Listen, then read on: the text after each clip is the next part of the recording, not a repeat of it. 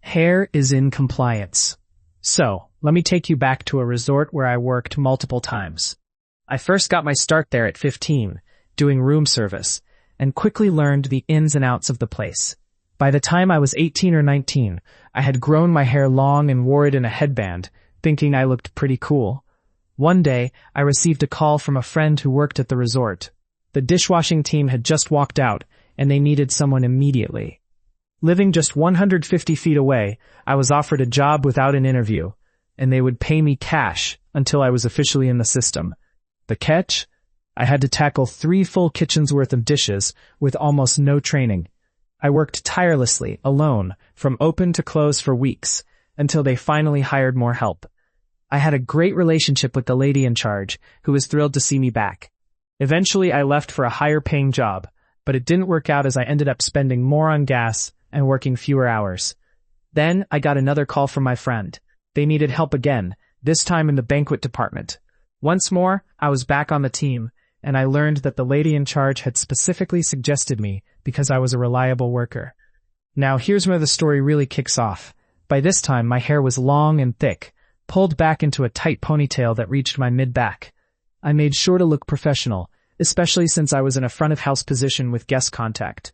I would shower before work and braid my hair neatly, using gel to keep everything in place. After over a year of hard work, training a new team, and earning 2 customer service awards, HR approached me one night while I was balancing a tray of food. She glanced at my hair and said, "We've had several complaints about you. You need to put your hair into compliance according to the handbook by tomorrow, or consider this your termination notice."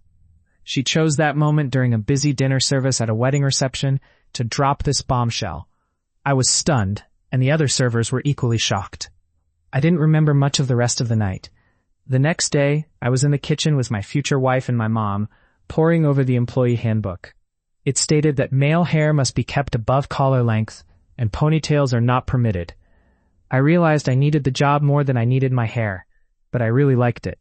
So I washed and dried my hair, and my mom pulled out a large soup pot that fit over my head, just stopping above my collar. We all laughed and cried as she started cutting. I can't describe it, but picture Edna Mode from The Incredibles, but with thick, frizzy hair. I went to work, now in compliance, and presented myself to HR. She was shocked to see me. I wasn't sure if it was because she didn't expect me back, or if it was my new look. I quoted the handbook, insisting that I was following the rules. She argued that I looked terrible, but I pointed out that she shouldn't shame my appearance, and that I was there to work. It was memorable going back. Everyone had something to say, and the news of what had happened spread quickly. We had a lot of work to do, cleaning up after the wedding and setting up for the next event. The lady who ran the resort stopped by, as she often did, to check on our standards. When she saw me, she asked, "What happened to your beautiful hair?" I explained the situation. She excused herself, and soon after, my boss handed me a hairband, instructing me to put my hair in a ponytail. I thought that was the end of it, but then I heard the rumors. She was in HR's office for an hour. HR just got walked out of the building. I never confirmed what happened, but the HR office was empty the next day. A few weeks later, I noticed a new HR lady. She approached me, held out her hand, and said, "You must be OP." I wondered how she knew me by name, but I was young and didn't think much of it.